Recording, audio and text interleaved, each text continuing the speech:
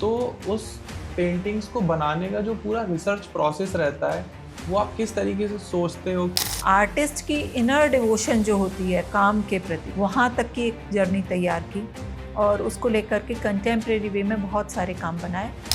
ज्ञान वैराग्य जब जीवन में आता है हाँ जी। तो वो ऑपुलेंस को लेके आता है, चलो ऑपुलेंस को, जिससे संतोष मिलता है। तो आपको कितना टाइम लगा मैम इतना गहरा सोचने के लिए? हाँ, इस पेंटिंग ने थोड़ा ज़्यादा टाइम ले लिया था।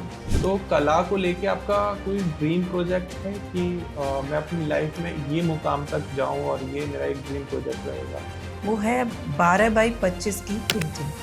संसार में कर्म के लिए जितने भी हमारे क्वेश्चंस होते हैं, अगर गहराई से देखेंगे तो वो सबके उत्तर हमें गीता से मिलते हैं। जो भक्ति होती है वो दो तरह की होती है, हाँ जी। एक निष्काम और एक सकाम। पोइट्री एक ऐसा फॉर्म है कि आप बड़ी से बड़ी बात को बहुत छोटे में करके कह सकते हैं और इजीली कह सकते हैं, कन्वे कर सकते हैं अपनी बात को।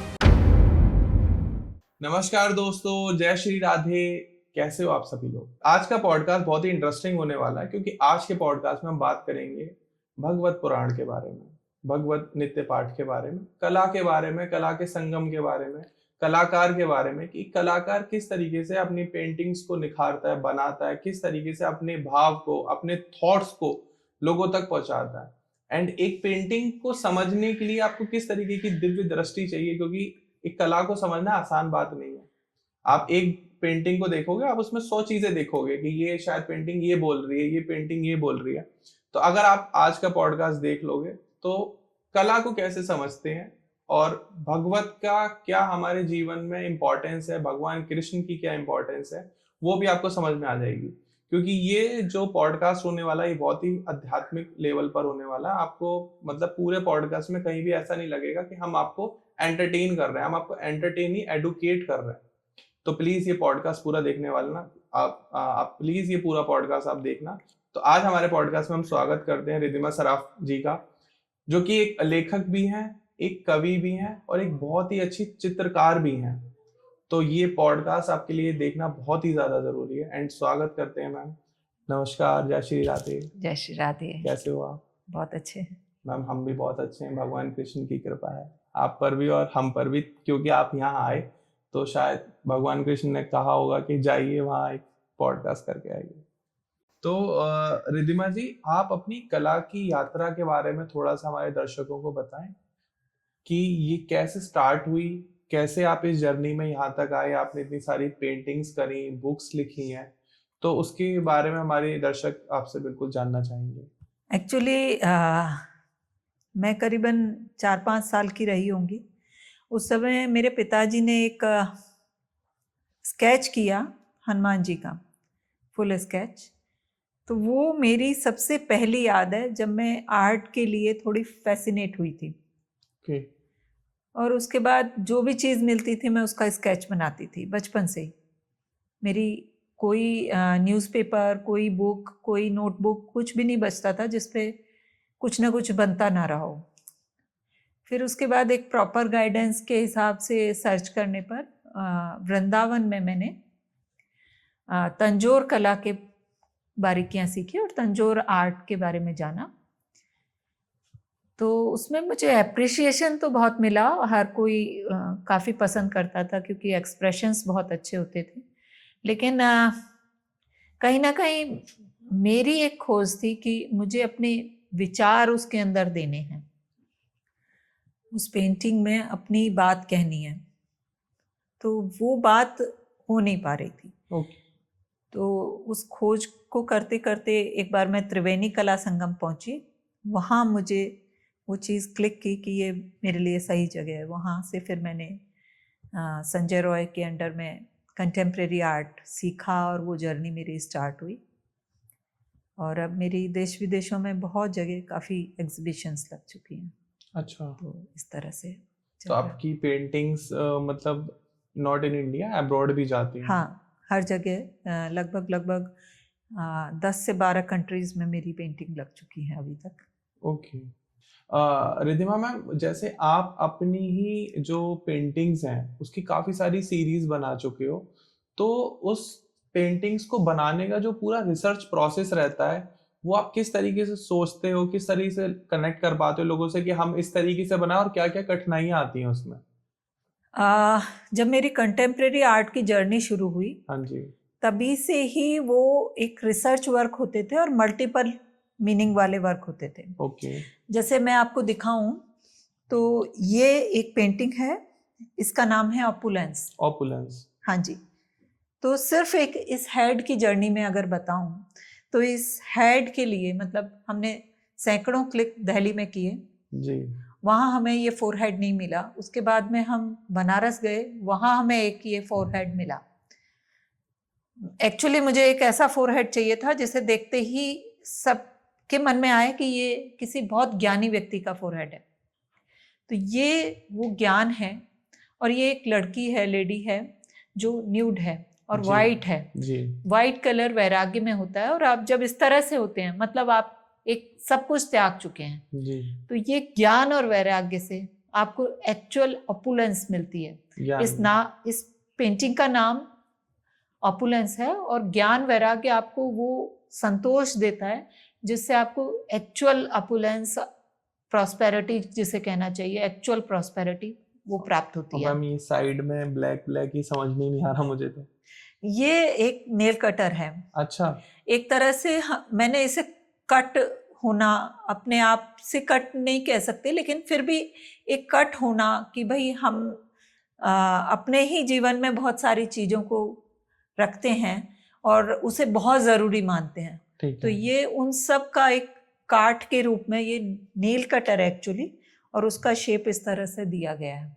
तो नेल कटर ये बता रहा है कि आप अपने ज्ञान को जानिए और आप वैराग्य को जानिए, खुद को जानना ही जीवन है। हाँ, ज्ञान वैराग्य जब जीवन में आता है हाँ जी, तो वो ऑपुलेंस को लेके आता है जी, एक्चुअल ऑपुलेंस को, जिससे संतोष मिलता है। ओके, जिससे वो कहते हैं ना कि बेताज बादशाह, हाँ जी, साधुओं के लिए अक्सर कहा जाता है, तो उनके पास कुछ नहीं होते हुए भी सब कुछ होता है क्योंकि वो ज्ञान वैराग्य में होते हैं। अभी जैसे हमने महाकुंभ में देखा ही है, काफी सारे वहां पर साधु संत आए जिन्होंने यही चीज बताई है। हाँ, वो कह सकते हैं। हाँ जी, हाँ, तो इस तरह से मेरी जर्नी चलती थी, लेकिन मुझे जब कल्चर मिनिस्ट्री की तरफ से अवार्ड मिला तो पहली बार मैंने एक प्रॉपर रिसर्च वर्क किए, एक सीरीज़ तैयार की, एक ही सब्जेक्ट के ऊपर मैंने बहुत सारे काम किए। और कल्चर मिनिस्ट्री में जो मेरे को फेलोशिप मिली थी उसका सब्जेक्ट था भक्ति मूवमेंट इन कंटेम्प्रेरी आर्ट।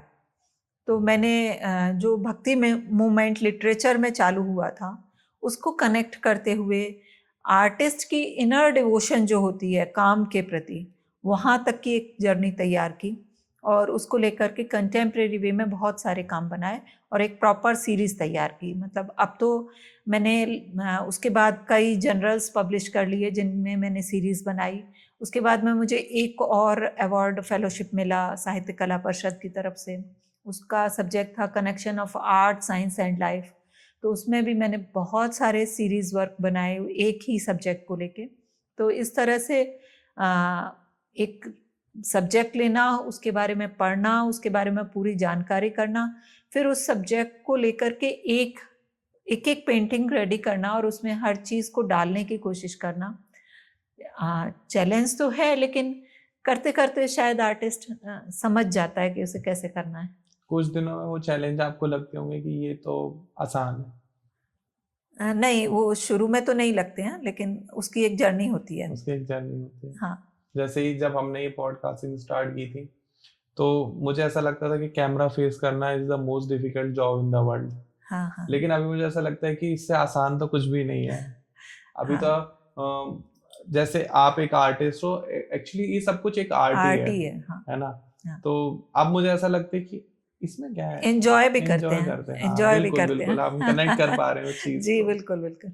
तो रिद्धिमा मैम, जैसे आपकी पेंटिंग्स मैं देख ही रहा हूँ, ये आम जनता की समझ से तो बाहर है। मतलब किसी भी आप एक नॉर्मल ले पर्सन को दिखाओगे और आपसे पूछोगे कि पेंटिंग्स एलैबोरेट करो, आई डोंट थिंक कि कोई भी उनको इजीली समराइज कर पाएगा।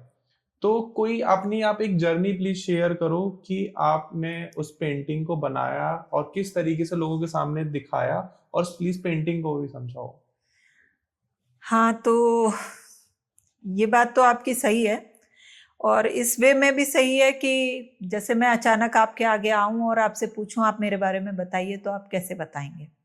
नहीं, है ना। सिमिलरली पेंटिंग के बारे में होता है, हम लोग ऐसे सोचते हैं कि दीवार पर कोई भी पेंटिंग लगी हो और हम उसको डिटेल करने लग जाएं, जी तो फिर वो आर्ट वर्क कैसे हुआ। हाँ जी आर्ट वर्क के लिए आप उसको थोड़ा टाइम दीजिए, आप उसके साथ रहिए तो आप समझने लग जाएंगे। जी और इस जर्नी में ना मैं एक ये पेंटिंग अपनी डिटेल करना चाहूँगी आपको। Wake up call.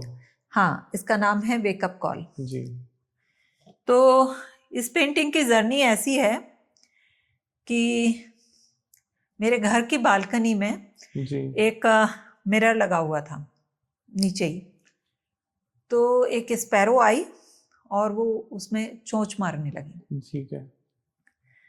शुरू में तो देख के अच्छा लग रहा था, वो रिजेंबल कर रही थी, हम भी इंजॉय कर रहे थे देख के। जी लेकिन जब काफी देर हो गई तब हमें उस चिड़िया की पीड़ा महसूस हुई कि वो उस अंदर फंसी हुई चिड़िया को निकालना चाह रही है शायद। अच्छा अब वो उसको पानी दे रहे हैं, दाना दे रहे हैं, वो कुछ नहीं ले रही है। ठीक है। रात को भी आके देख रहे हैं तो उसमें चौंची मार रही है। जी देन मतलब एकदम से उस टाइम रियलाइज हुआ कि हम सब लोग ऐसे ही हैं। ठीक है। हम सब लोग इस संसार के मिरर में अपनी इस शरीर में फंसी हुई उस जीवात्मा की चिड़िया को हर टाइम फील करते रहते हैं कि हम उसमें फंसे हुए हैं। ठीक है। एक्चुअल चिड़िया तो बाहर थी, अंदर कुछ था ही नहीं। और ओके। हमारी जो सोच है वो वही है कि हाँ, अंदर कुछ फंसा हुआ है, हम उसको निकालें। हम उसके लिए जूझ रहे हैं। एक पांच भौतिक शरीर में हमने मान लिया है कि हम फंसे हुए हैं, जीवात्मा फंसा हुआ है और हमें उसको निकालना है। तो ये एक उलझन ऐसी है, जब आप सांसारिक उससे उठते हैं तो इस उलझन में फंस जाते हैं। मैम आपकी पेंटिंग्स तो समझ में नहीं आती नॉर्मल लोगों की। मुझे लगता है ये जो गहराई वाली बात है जो आपने जीव आत्मा को लेकर बताई है, आई होप आप लोग, मैं थोड़ा सा मैम आपकी तरफ से सबको समझा देता हूँ, बहुत ही आसान हो जाएगा आपको समझने के लिए। मैम ये कहना चाह रही हैं कि हम सब लोग एक लूप में फंसे हुए हैं। हाँ, और लेकिन अभी इसको थोड़ा और समझ लो। और समझते हैं मैम। हाँ, तो इसके अंदर फिर उसको हमने मिरर को हटा दिया, वो चिड़िया चली गई। ठीक है। उसके बाद में प्लानिंग शुरू हुई कि भाई पेंटिंग कैसे बनाई जाए। ठीक है। तो ड्राफ्ट कर लेते हैं हम लोग हाँ जी। अपनी आर्ट बुक पर या कहीं भी, पेंटिंग पर भी। तो पहले हमने ये तय हुआ एक मिरर बनाए, उसमें एक चिड़िया जाए, एक चिड़िया बाहर आए और चारों तरफ चिड़िया आ जाए। ठीक है। तो जैसे आप एक किसी मूवी को प्लान करते हैं किसी थॉट प्रोसेस के साथ, लेकिन अगर वो पब्लिक को अपील नहीं होगी तो आपका बनाना वेस्ट है।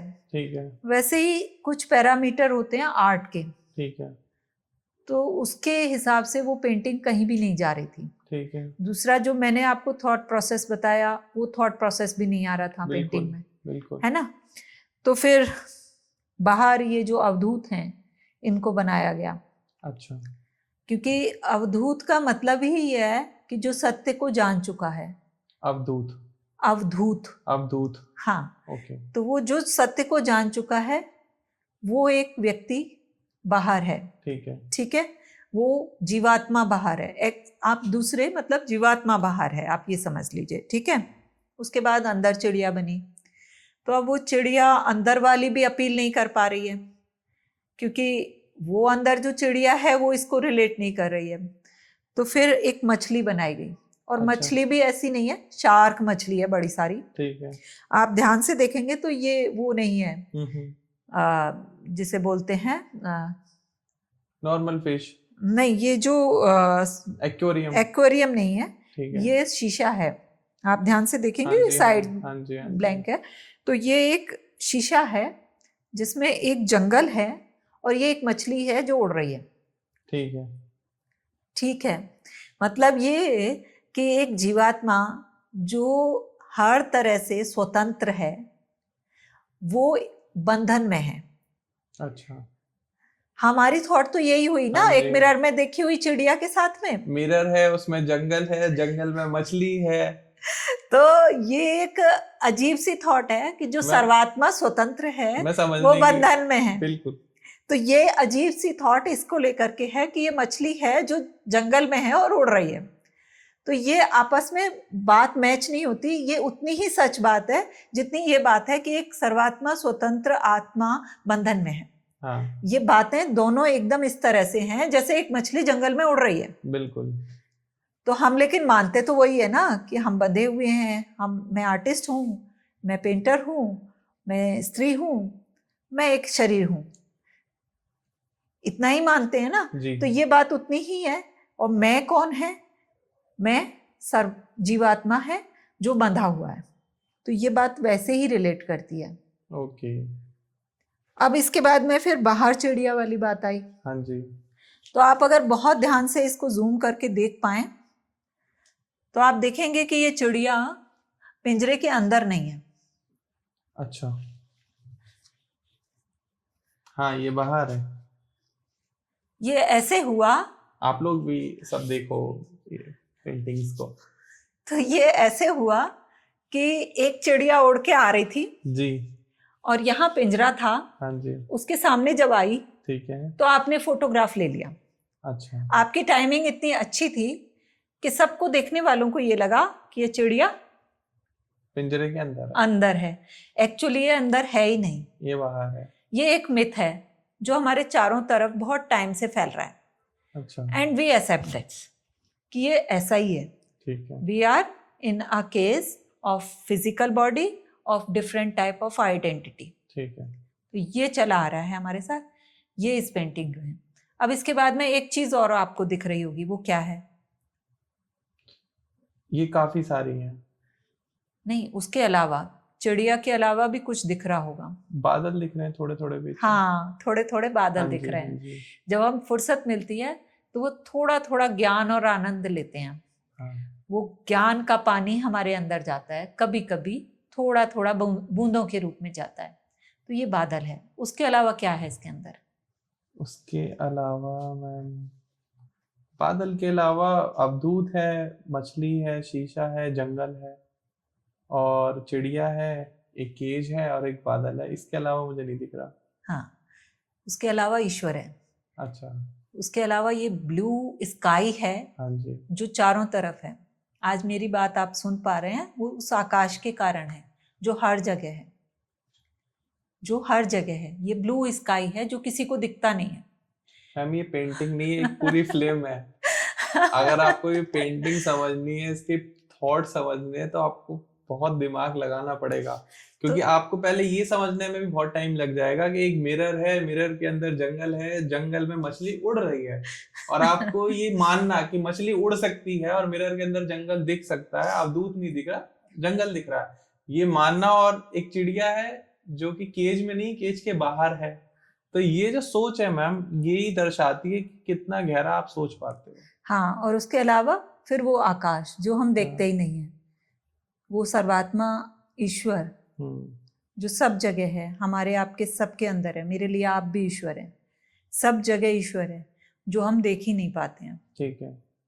तो आपको कितना टाइम लगा मैम इतना गहरा सोचने के लिए? हाँ, इस पेंटिंग ने थोड़ा ज़्यादा टाइम ले लिया था क्योंकि बार बार प्रोसेस चलता रहा। ठीक है। और कन्वे नहीं हो पा रहा था। लास्ट में बादल बने, लेकिन बैकग्राउंड फिर भी बाकी था। तो बैकग्राउंड लगा कि क्या होना चाहिए, तो लगा आकाश से ऊपर कुछ नहीं और वो सबके अंदर। तो वो आकाश लास्ट में बना जो कि आपको दिखाई नहीं दिया। ऑन एन एवरेज मैम, हाँ, ईश्वर वैसे भी दिखाई नहीं देते। दिखाई नहीं देते। मैं आप लोगों को और भी बाकी पेंटिंग्स दिखा देता हूँ, और प्लीज अगर आप कमेंट सेक्शन में मुझे समझाना कि ये पेंटिंग्स क्या कह रही है। आप लोगों के लिए टास्क है। जैसे ये एक पेंटिंग है जिसका नाम है ब्लेसिंग्स।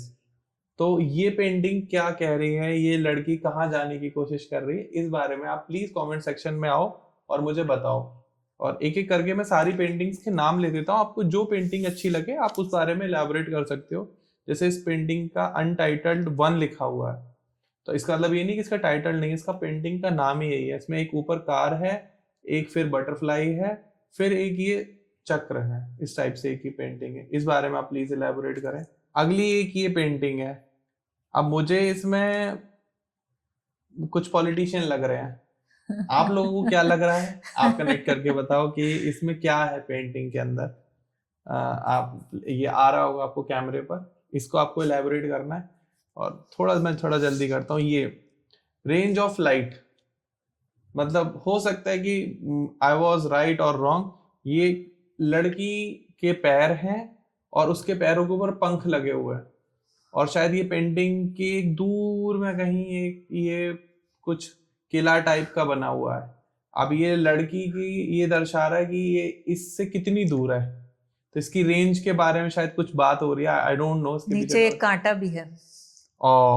एक कांटा भी है नीचे। अब आपको इसके बारे में थोड़ा सा समझाना है कमेंट सेक्शन में। ये मैंने आपको टास्क दिए हैं कि आप कमेंट सेक्शन में आए और इन सारी पेंटिंग्स के बारे में अपने विचार व्यक्त करें, क्योंकि ये भी एक गहरी सोच है, एक अध्ययन का पार्ट है। और अगर आप कभी भी कला में इंटरेस्ट रखते हैं और आप किसी भी पेंटिंग को देखते हैं और शायद कंटेम्प्रेरी आर्ट को देखते हैं, तो बहुत घंटों लग जाते हैं पेंटिंग को समझने में कि पेंटिंग कहना क्या चाहती है। हाँ, वही समय चाहिए। हाँ जी। हो सकता है मैम आपको एक पेंटिंग के साथ उसकी एक बुक भी लिखनी पड़ती हो कि ये पेंटिंग कहना क्या चाह रही है। हाँ, कभी कभी डिटेल लिख देते हैं ताकि समझ सकें, मतलब जैसे अब मैंने बताया है तो कनेक्ट कर पा रहे हैं आप जी। तो उसी तरह से ऐसे मैम मुझे अगर मैं आपके साथ 1-2 घंटे और बैठूंगा तो हर पेंटिंग के बारे में बता दूंगा। बिल्कुल बिल्कुल। ये पेंटिंग ये कहना चाह रही है। ऐसा ही जैसे मैंने कहा ना कि आप रिलेशन बनाते हैं तो टाइम देते हैं ना। जी जी जी जी। तो जैसे हम इन पेंटिंग्स के बारे में बात ही कर रहे हैं, तो कला को लेके आपका कोई ड्रीम प्रोजेक्ट है कि मैं अपनी लाइफ में ये मुकाम तक जाऊं और ये मेरा एक ड्रीम प्रोजेक्ट रहेगा? आर्टिस्ट ना कुछ अनयूजुअल करता रहता है, पर अभी जो मेरा एक प्रोजेक्ट चल रहा है या शुरू हो रहा है वो है 12 बाई 25 की पेंटिंग। ओके। 12 यानी 12 फीट और 25 फीट चौड़ी। अगेन 12 फीट ऊंची और 25 फीट चौड़ी। और इसकी जर्नी ये है कि स्पेन के जो आर्टिस्ट हैं पैब्लो पिकासो, उनकी एक वर्ल्ड फेमस पेंटिंग है गुएर्निका, उसका ये साइज है। अच्छा। मतलब उसके जैसी सेकंड पेंटिंग वर्ल्ड में नहीं है। ठीक है। तो साइज के अलावा कुछ और मैच नहीं हो रहा है, लेकिन हाँ मेरा कोशिश थी कि मैं भी एक ऐसी पेंटिंग बनाऊं जो एक रिसर्च वर्क के साथ में, जैसा मैं काम करती हूँ कि पूरी सीरीज रहती है, तो उसके अंदर एक अपनी सीरीज दूं और 12 बाई 25 की एक विशाल पेंटिंग बना पाऊँ। होपफुली कि जल्दी बन जाए। तो उसमें मैम आपकी सोच, मैम आपने क्या उसमें दर्शाना चाह रहे हो लोगों को? अभी वो तो थोड़ा सा सीक्रेट है। अच्छा। हाँ, वो एक मेरी प्रोजेक्ट का हिस्सा है। ठीक है।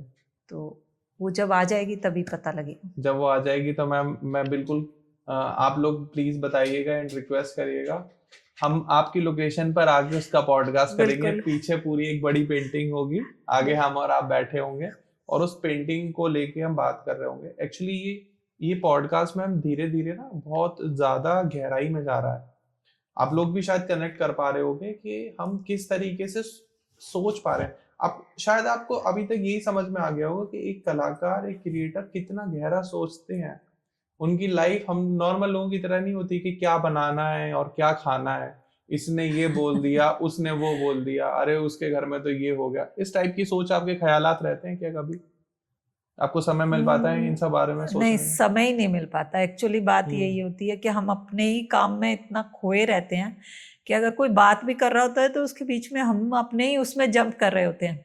अच्छा नहीं, ये मतलब वो कुछ और कह रहा है और हमारा तुरंत जंप वहाँ होता है कि अच्छा इस पेंटिंग में तो ये चीज़ ऐसे हो जाएगी। तो टाइम ही नहीं होता है, हमारा दिमाग वहीं उसी में ही कनेक्ट हुआ रहता है। मैम मैं एक बहुत बड़े गुरुजी हैं, गुरुजी कहूँगा या संत कहूँ उनको, बहुत फेमस है आज के टाइम पे इंटरनेट पर। मैं उनसे डायरेक्टली मिला था, तो मैंने उनसे एक सवाल करा कि महाराज जी मेरे 2 छोटे बच्चे हैं, मैं उनको किसी भी वो गलत आदत में ना पड़े, तो मैं क्या उनको ऐसा कुछ फॉलो करवाऊँ कि वो कभी भी, जो आज के टाइम में आपने पता ही है कि यूथ जो है बहुत जल्दी नेगेटिव चीज़ों को लेके अट्रैक्ट होता है, तो उन्होंने मुझे सीधे कहा कि अपने बच्चों को कला में डालो, उनसे वाह, कहो वो क्या बात सिंगिंग है। करें, पेंटिंग करें, कुछ भी, कोई गिटार बजाएं या कोई भी एक ऐसा काम करें जिसमें दिमाग की एनर्जी खर्च हो। वो कभी बेटा किसी गलत आदत में नहीं जाएंगे, कभी कोई फालतू में दिमाग, क्योंकि कलाकार को बहुत सोचना पड़ता है, बहुत दिमाग लगाना पड़ता है, बहुत गहराई में जाना पड़ता है। तो रिद्धिमा मैम, आपने जैसे आपने इतनी सारी पेंटिंग्स तो बनाई हैं जिनको समझ पाना मैं सीधे कहूंगा कि नामुमकिन है जब तक आप खुद ही इलेबोरेट ना कर दें या कोई कलाकार ना हो। तो इन पेंटिंग्स के थ्रू आपने क्या कभी किसी ऐसे सेलिब्रिटी के लिए कोई पेंटिंग बनाई है जो अब जिनको देख के उनका एकदम दिल भाव विभोर हो गया हो कि अरे वाह क्या बना दिया आपने? देखिए, मेरे लिए जो सबसे बड़े सेलिब्रिटी हैं वो मेरे गुरु हैं। अच्छा। तो उन्होंने एक बार एक प्रसंग सुनाया था अपने गुरु का कि वो दाल बाटी चूरमा श्री राधा रानी को और कृष्ण जी को पवा रहे हैं। हाँ जी। तो वो मेरे मन को छुआ और उसे बना करके सबसे पहली बार मैं मेरे गुरु से मिलने गई थी। ठीक है। तो वो मेरे लिए इसलिए भी ज़्यादा करीब है क्योंकि सबसे पहला दर्शन उस पेंटिंग के बहाने से मैं करने गई थी। उसके बाद और भी कुछ पेंटिंग्स बनाई, तो किसी के लिए भी बनाई नहीं बनाई, लेकिन मेरे लिए जो सबसे ऊपर हैं वो मेरे गुरु हैं और उनके लिए मैंने पेंटिंग बनाई है। अच्छा। तो रिद्धिमा मैम, जैसे मैं आपकी पेंटिंग्स तो देख रहा हूँ, साथ में आपकी एक ये बुक लॉन्च हो रही है भागवत पुराण के नाम से। जी। तो जो आपकी लेखन की जर्नी है, जो आपने लिखना स्टार्ट किया, वो आपने कैसे स्टार्ट किया एंड कब स्टार्ट किया, हमारे दर्शकों को प्लीज बताएं सो दैट आप लोग भी कनेक्ट कर पाएं कि मैम एक अच्छे पेंटर होने के साथ एक बहुत अच्छी लेखक भी हैं, और कब इसकी जर्नी स्टार्ट हुई? हाँ, पेंटिंग की तरह लेखन भी मेरा बचपन से ही चल रहा है, लेकिन वो प्रॉपर नहीं था। ओके। कभी कोई कोट लिख लिया, पोइट्री लिख ली, कभी कभी जी। डिबेट कंपटीशन वगैरह में मैं पार्टिसिपेट करती थी तो खुद ही लिखती थी अपना।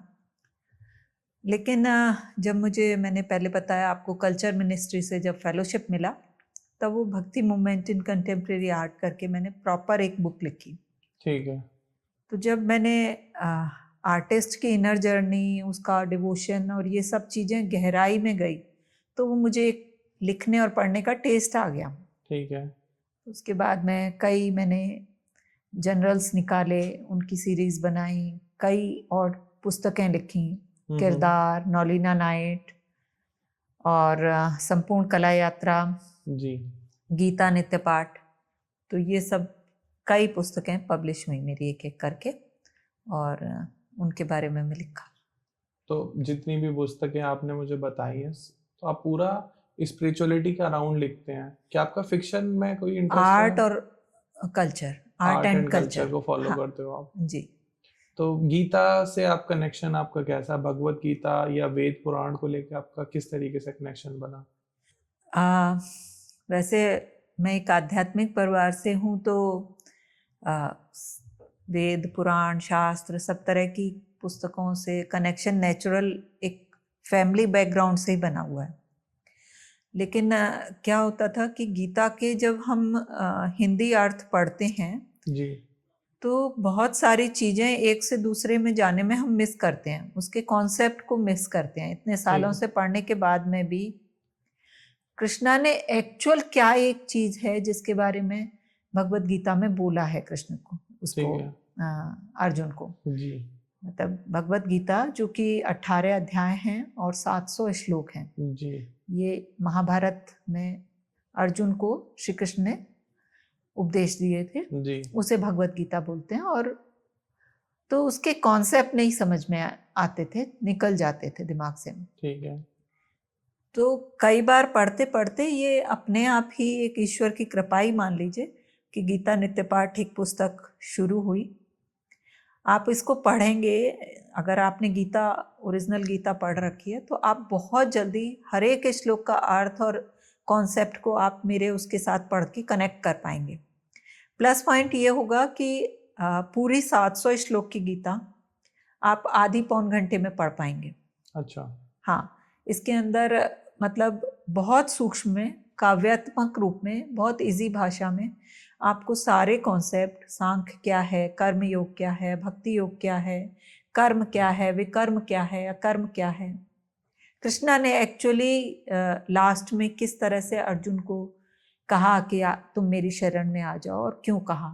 तो ये सारी चीज़ें बहुत इजीली आपको इस बुक को पढ़ने से, बार बार पढ़ने से समझ में आने लगेगी।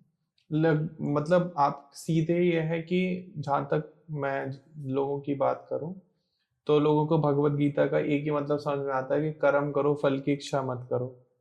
और लोगों को ऐसा लगता है कि भगवान कृष्ण ने सिर्फ इतना ही सार दिया है, लेकिन इसके अलावा बहुत कुछ भगवान कृष्ण ने बताया है। जैसा आपने बताया, भक्ति योग के बारे में बताया है, कर्म योग के बारे में बताया है, और बहुत सारी चीजें ऐसे भगवान कृष्ण ने, क्योंकि जैसे हम लोग डिस्कशन करते हैं, दृष्टि हमारे पास है, भगवत गीता को हम पहचान लेते हैं, शायद एक दिव्य दृष्टि आ जाती है हमारे पास।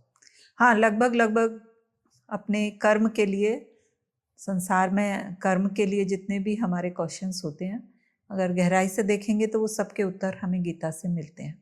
दूसरा हम ये भी कह सकते हैं कि जब आप इन बुक्स को पढ़ते हैं या इन उपदेशों को अपने जीवन में उतारते हैं तो आप चाहकर भी किसी का गलत नहीं कर पाते हैं। चाहते ही नहीं है ना, आपकी दृष्टि ही अलग हो जाती है। जब हाँ। आपके लिए सामने वाला ईश्वर है तो आपकी सोच यहाँ से शुरू होगी ना। गलत और ये भी आप एक क्वेश्चन यहाँ आता है से किसके जर्नी लिए? शुरू करेंगे ना, आप खुद ही चेंज हो गए तो आप चाहेंगे क्यों? आप तो ब्लेसिंग ही देंगे ना सबको। बिल्कुल। तो वहाँ कुछ गलत करने वाली तो बात शुरू ही नहीं होती। सोसाइटी शुरू हमसे होती है। बिल्कुल। एवरीवन, मतलब कि आप अपने से शुरू करिए तो वो। तो रिधिमा जी, जैसे आपका एक नई पुस्तक आ रही है, मैंने अभी अपने सभी व्यूअर्स को दिखाई भी है, भगवत पुराण, और ये मैम की पहले गीता नित्य पाठ है जिसके बारे में हमने अभी चर्चा की है, जिसको आप आधा से ही पौने घंटे में पढ़ के पूरा आपका गीता का पाठ कंप्लीट हो सकता है। आप एक बार सारांश में समझ सकते हो कि भगवान कृष्ण आपसे क्या कहना चाह रहे हैं। एक्चुअली भगवान कृष्ण अर्जुन को नहीं, पूरी पृथ्वी को बताना चाह रहे हैं कि आपको किस तरीके से अपने जीवन का यापन करना है, किस दिशा में जाना है। सही दिशा आपको दिखा रहे हैं। तो प्लीज मैम, ये बुक्स अवेलेबल हैं किस प्लेटफॉर्म पर? अमेज़न पर है ये गीता नित्य पाठ, और मेन गुडरीड्स वगैरह पर है। ओके। और वो भागवत पुराण भी है। ठीक है, तो अगर आप इन्हें परचेज करना चाहते हो, लेना चाहते हो, तो अमेज़न पर आप जाइए। गीता नित्य पाठ बाय रिधिमा शराफ जी आप डालेंगे तो आपको अमेज़न पर आ जाएगा। और अगर आप इसे परचेज करके पढ़ते हैं तो शायद आपकी जो दृष्टि है उसमें बदलाव आएगा, क्योंकि भगवान या ईश्वर या जो ईश्वरीय शक्ति है, अगर आप इनको अपने अंदर समाते हैं तो आप एक नई ऊर्जा को पाते हैं। मतलब आपके दिमाग में कभी ये नहीं आएगा कि अब मैं क्या करूं, क्योंकि भगवान ने बता रखा है कि जब एक रास्ता बंद होता है तो 100 अलग खुल जाते हैं। और मुझे जहां तक ऐसा लगता है कि हमारे इर्द गिर्द ज्यादातर ऐसे लोग हैं जिनको ये समझ में नहीं आ रहा अब मैं क्या करूं। जो कर रहे हैं उसमें खुश नहीं है, उनको कुछ और चाहिए, और फिर वो कुछ और करने लगते हैं, उसमें भी खुश नहीं है। उनको लगता है नहीं ये और ज्यादा अच्छा हो सकता है। अब मैं क्या करूं का आंसर कभी किसी को नहीं मिलेगा। हम ये कह सकते हैं कि जो मैं कर रहा हूं उसको और अच्छा कैसे करूं, उसके लिए आपको इन पुस्तकों की जरूरत पड़ेगी, मेरा पर्सनली मानना है। बाकी कमेंट सेक्शन में आप अपनी राय भी दे सकते हैं। तो मैम प्लीज भगवत पुराण के बारे में थोड़ा सा आप हमें संक्षिप्त रूप में समझाएं कि इस आपने बुक में क्या लिखा है। आप जैसे आपकी पेंटिंग्स में गहराई तो है ही, बुक्स के बारे में थोड़ा सा बताएं। ये भगवत पुराण गीता नित्य पाठ की तरह से ही, हाँ जी, वेद व्यास जी जिन्होंने 18 पुराणों की रचना की, ठीक है, उन्होंने ही भागवत पुराण लिखी। ठीक है। और इसमें 18,000 श्लोक हैं। अच्छा। और 12 स्कंद हैं और 335 अध्याय हैं। ठीक है। तो उसको शॉर्टेस्ट रूप में मैंने पूरे में लिखा, और गीता नित्य पाठ की तरह से ये पद्यात्मक रूप में है, यानी पोइट्री फॉर्म में है। अच्छा। तो पढ़ने में भी आपको अच्छा लगता है, और ठीक है, शॉर्ट फॉर्म में आप काफ़ी कुछ जान जाते हैं। यही तो मैम, ये भगवत पुराण में आपने कुछ पंक्ति लिखी हैं, निष्काम होए जेहि कहीं ये कथा धरी चरणन में शीश, अवसी पाव निर्मल भक्ति, अरु दर्शन दे जगदीश। मेरी संस्कृत अच्छी नहीं है, प्लीज मुझे ट्रोल मत करना उस चीज के लिए। मुझे मैम प्लीज इस लाइन का अर्थ समझाइए अगर मैंने सही बोला है तो। जो भक्ति होती है वो 2 तरह की होती है, हाँ जी। एक निष्काम हाँ और एक सकाम। ओके मतलब सकाम यानी ठीक। कामना के सहित। जी तो वो सकाम यानी आप ईश्वर से कुछ चाहते हैं तो सकाम भक्ति, और कुछ नहीं चाहते हैं तो निष्काम भक्ति। जैसे आप किसी से प्यार करते हैं तो उसको चाहते हैं, उससे नहीं चाहते हैं।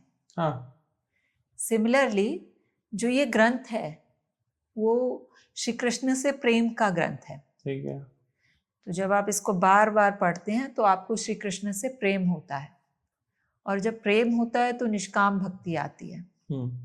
तो इसका जो मतलब है पहली 2 लाइनों का, वो ये है कि आप जब अपने सिर को भगवान के चरणों में रख के, यानी अपने समर्पित भाव से श्रद्धा के साथ में सिर नीचे रखना है, यानी श्रद्धा भी और समर्पण भी कर रहे हैं हम।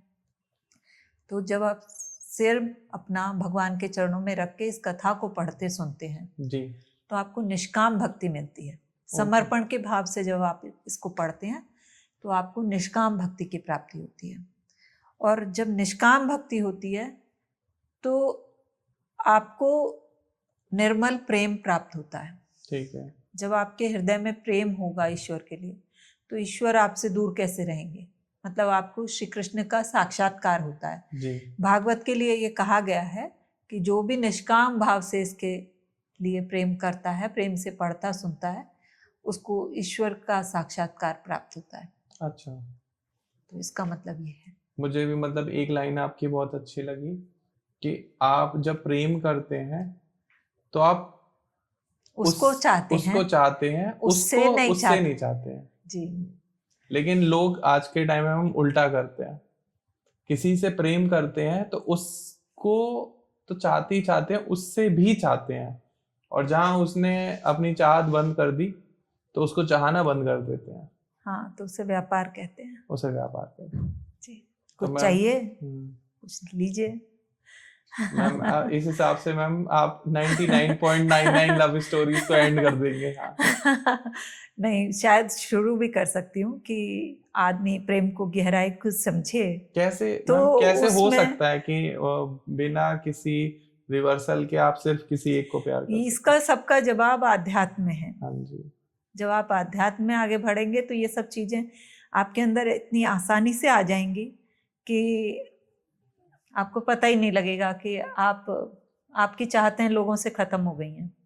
अगर आपकी बात ये लोगों तक पहुंच जाए, 150 करोड़ लोगों तक, तो हो सकता है जो सुसाइडल रेट इंडिया में बढ़ता जा रहा है वो कम हो जाए। बिल्कुल बिल्कुल। रेप केसेस बंद मतलब हो जाए। इवन खुद से भी इतनी एक्सपेक्टेशन नहीं रहती है कि आप उसके लिए इस ट्रॉमा वाले माइंड स्टेट में पहुंच जाएं। एंजाइटी, डिप्रेशन सब कुछ खत्म हो जाए। आध्यात्म सब चीजों पर एकदम पानी फिरने वाला है। आपको मतलब आध्यात्म में जाना चाहिए अगर अपनी एंजाइटी खत्म करनी है। ये सब मैंने मैम, जैसे आप एक कलाकार हैं, पेंटर हैं, आपसे रिलेटेड एक मूवी मुझे याद आ रही है, आप शायद सभी को मैं बताना चाहूँगा। एक मूवी है, शाहरुख खान है उसमें, ऐश्वर्या राय है, रणबीर कपूर हैं और अनुष्का शर्मा है, ए दिल है मुश्किल। तो उसमें शाहरुख खान की एक लाइन है कि मुझे उसको चाहने के लिए उसकी ही जरूरत नहीं, उससे अच्छी चाहत क्या हो सकती है। बात तो यही है। हाँ, मतलब मेरी मोहब्बत दिन पे दिन बढ़ती जा रही है लेकिन मुझे उसको मोहब्बत करने के लिए उसकी जरूरत ही नहीं है। बात तो यही है। वो खुद एक पेंटर होते हैं उस मूवी में। तो इतनी गहरी बात कर पाते हैं। हाँ जी, वो तो लिखने वाले के ऊपर है मैम, जैसे हाँ, आप एक लिखने वाले ने भी इतना दूर तक सोचा, तो वो भी राइटर भी मोर और लाइक आर्ट हो गई ना। जी मैम, जैसे हम एक आपकी भगवत पुराण को देख रहे थे मैम ऑफ कैमरा, तो आपने भगवत पुराण में ये भगवत परिक्रमा के बारे में लिखा हुआ है, मैं आप सभी लोगों को दिखाना चाहूंगा।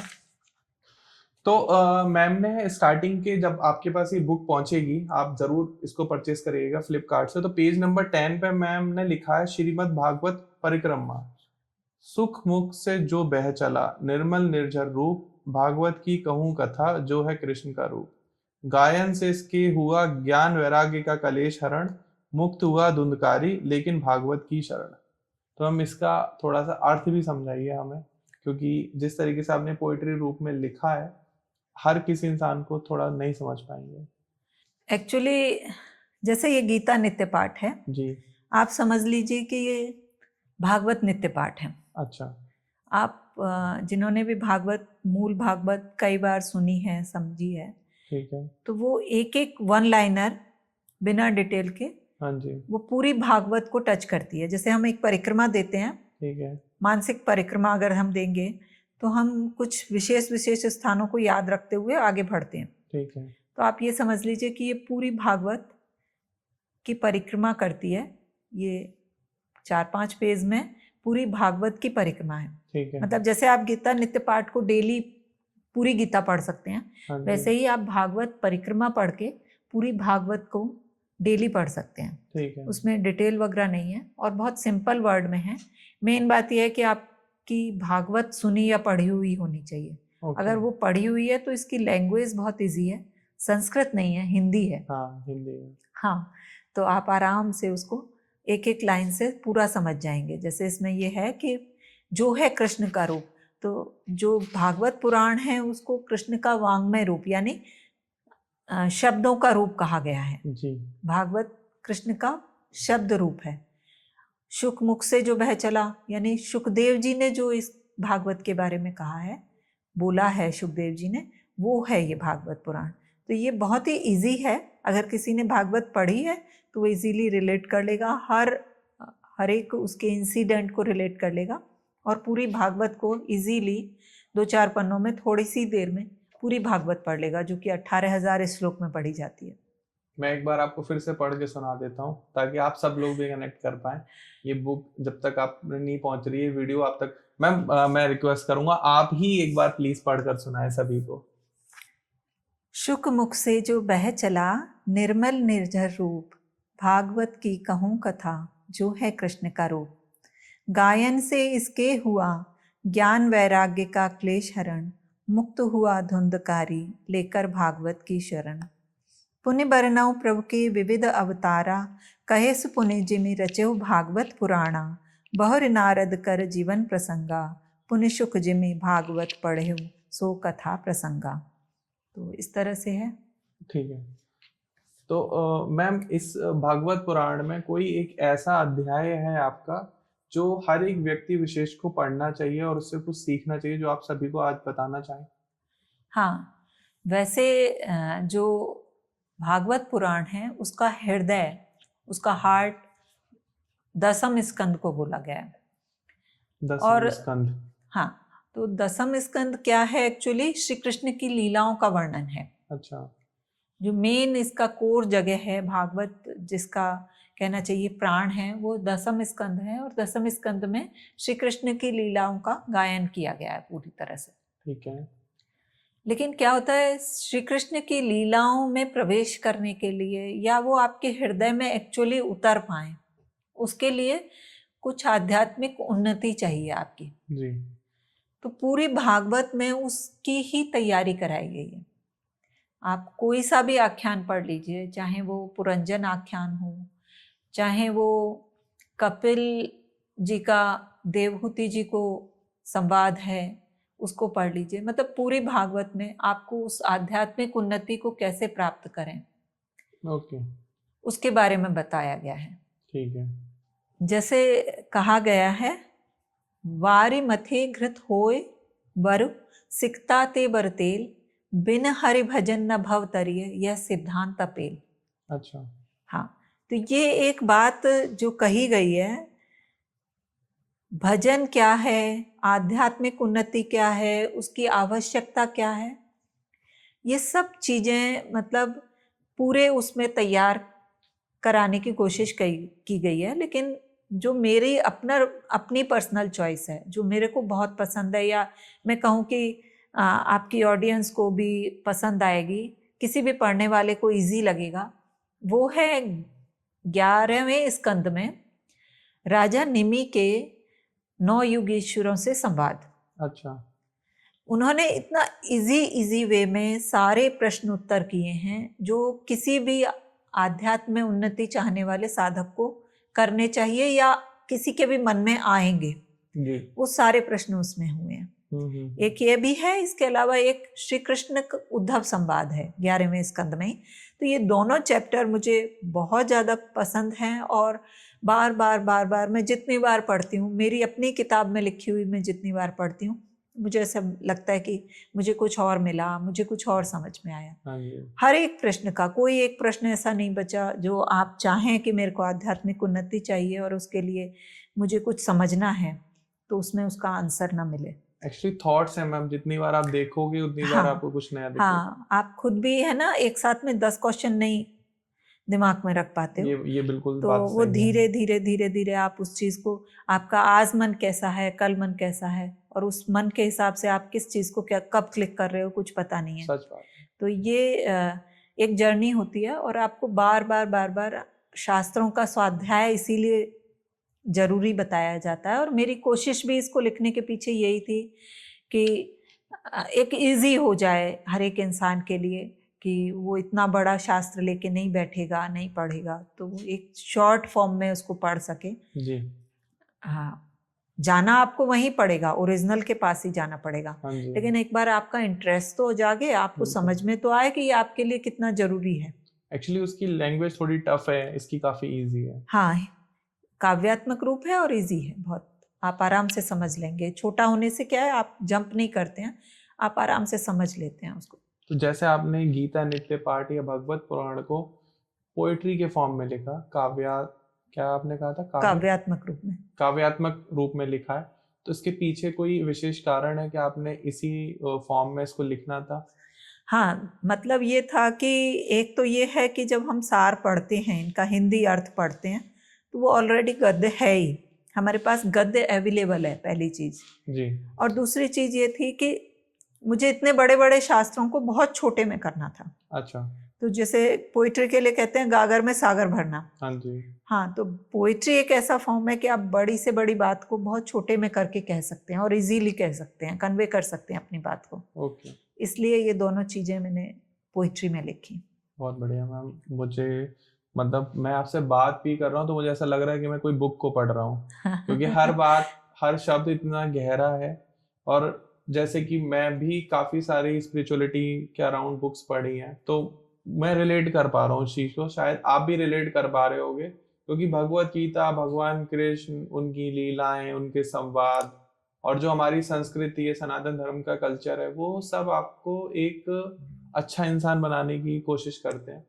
पहले मैम जैसे गुरुकुल में लोग पढ़ने जाते थे, बहुत पहले की बात कर रहा हूँ मैं, तो वहां पर सिर्फ यही पढ़ाया जाता कि आपको अच्छा इंसान कैसे बनना है, शास्त्रार्थ पढ़ाए जाते थे। फिर ब्रिटिश रूल आ गया।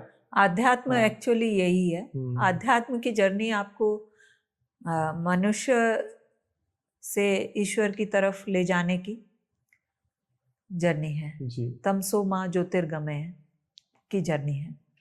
तो मैम जैसे आप अपने इतना गहरा काम मैं कह ही सकता हूँ, क्योंकि इसमें बहुत ही क्रिएटिव चीज़ें हैं जो आप कर रहे हो, कला भी कर रहे हो आप, लेखन भी कर रहे हो, तो कोई एक ऐसा आपने अल्टीमेट प्राइम गोल चूज कर रखा है कि मुझे यहाँ तक पहुँचना है, मुझे ये अचीव करना है?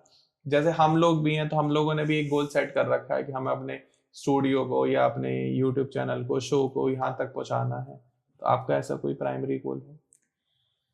देखिए, आंतरिक जो यात्रा है उसका रास्ता मुझे मेरे गुरुदेव की तरफ से मिला हुआ है।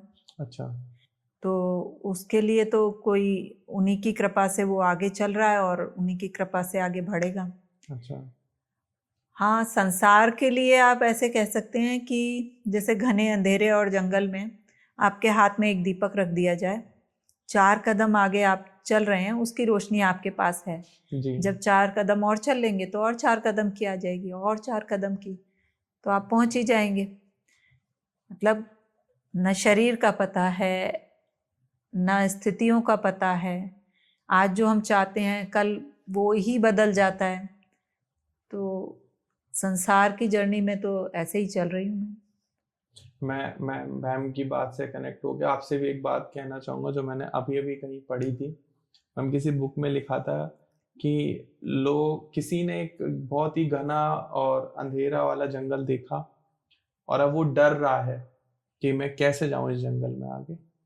तो ईश्वर कह लें, भगवान कृष्ण कह लें, तो वो बस यही समझाते हैं कि आपको जंगल नहीं देखना, सिर्फ एक कदम आगे देखना है। बस आप एक कदम आगे बढ़ाए जाओ, कब जंगल खत्म हो जाएगा आपको पता ही नहीं लगेगा। वही तो मैं मतलब इतनी गहरी बात मैं जनरली पॉडकास्ट पर करता नहीं हूँ, लेकिन आपके साथ मैं उस फेज में चला गया हूँ, गहराई वाली बात में, कि जंगल पार कैसे होगा। कई बार मुझसे लोग पूछते हैं ध्रुव ये जंगल कैसे पार होगा, मैं एक कदम आगे बढ़ाना है, जंगल नहीं देखना पूरा, सिर्फ एक कदम तो दिख रहा है ना, हाथ में दीपक है, एक कदम दिख रहा है, एक एक कदम बढ़ाते जाओ और आगे बढ़ते जाओ। हाँ, आध्यात्म आपको वो एक कदम 4 कदम दिखाता है। हाँ, कि आपको किधर बढ़ना है। जंगल नहीं दिख सकता ना पूरा। हाँ, लेकिन एक कदम तो दिख रहा है ना, एक एक कदम बढ़ाए जाओ और बढ़ते चले जाओ। और आपकी जो पेंटिंग्स हैं, मैं वो कांटे वाली भी देख रहा था, शायद उससे भी वही रिलेशन निकल कर आएगा कि एक एक कदम आगे बढ़ाना है, हमें पूरी मंजिल नहीं देखनी है कि कहाँ पहुंचना है, हमें सिर्फ एक कदम की तरफ गौर करना है, बाकी तो वो ईश्वर के हाथ में है जी।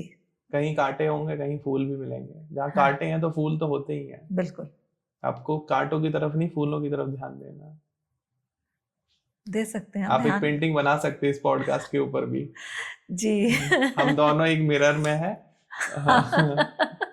हाँ, लेकिन कुछ सोच सकते हैं। हाँ, लेकिन आपको मछली नहीं उड़ानी है इस बार, किसी उड़ती चीज को ही उड़ाइएगा।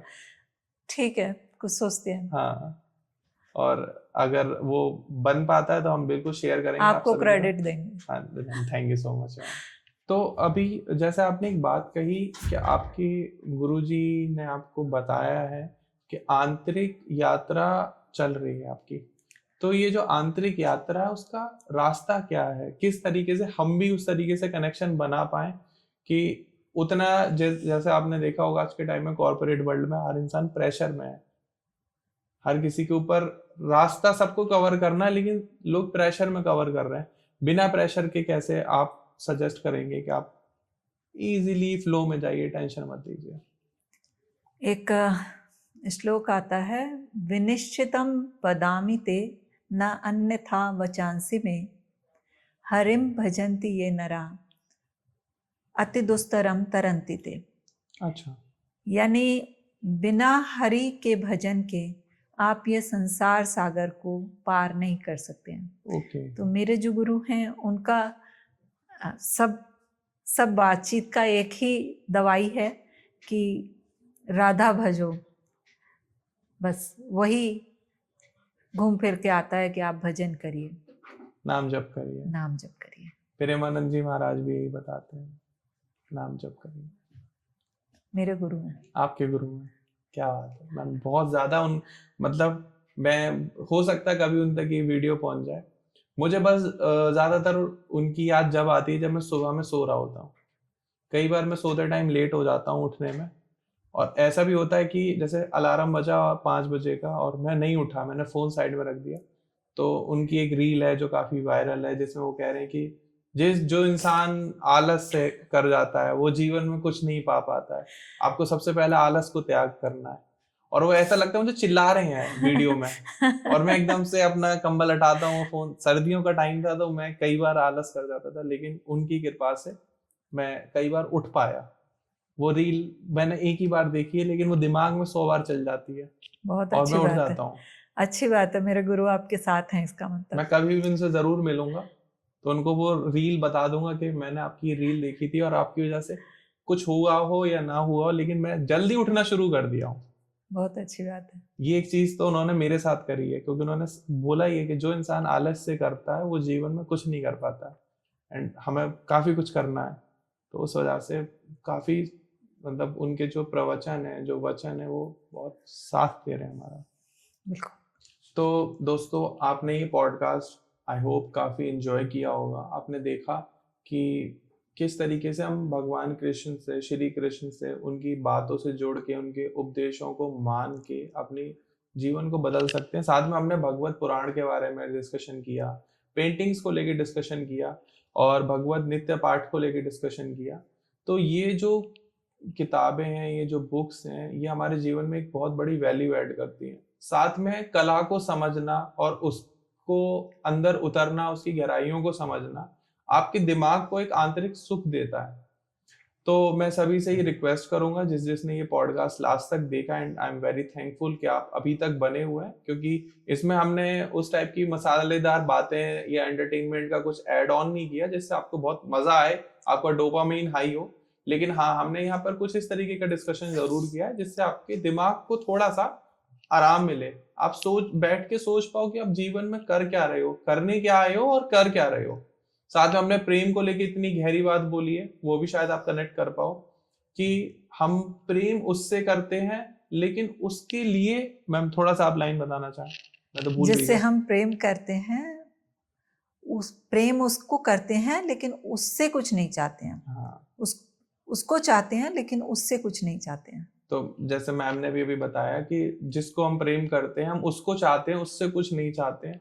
ये लाइन सभी से रिक्वेस्ट है अपने जीवन में उतार लो, क्योंकि इससे आपको काफी ज्यादा मेंटल पीस मिलेगा। बाकी अध्यात्म से जुड़ने के बहुत हजारों फायदे हैं, एक मैं हजारों क्या लाखों फायदे हैं।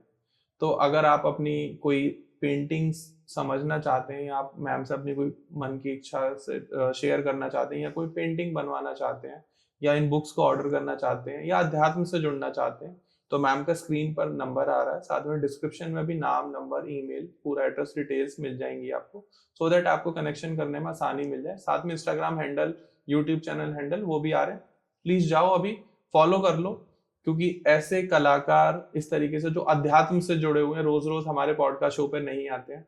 एंड साथ में प्लीज वीडियो को लाइक कर दो एंड ज्यादा से ज्यादा लोगों के साथ शेयर करो, क्योंकि ये ऐसी वीडियोस को शेयर करने से एक जो हमारे सनातन धर्म की संस्कृति है, जो अध्यात्म है, उसको काफी बढ़ावा मिलता है और हमें बहुत सपोर्ट मिलता है। एंड प्लीज चैनल को सब्सक्राइब कर लो, क्योंकि सब्सक्राइब की कोई कॉस्ट नहीं है, ये बिल्कुल फ्री है।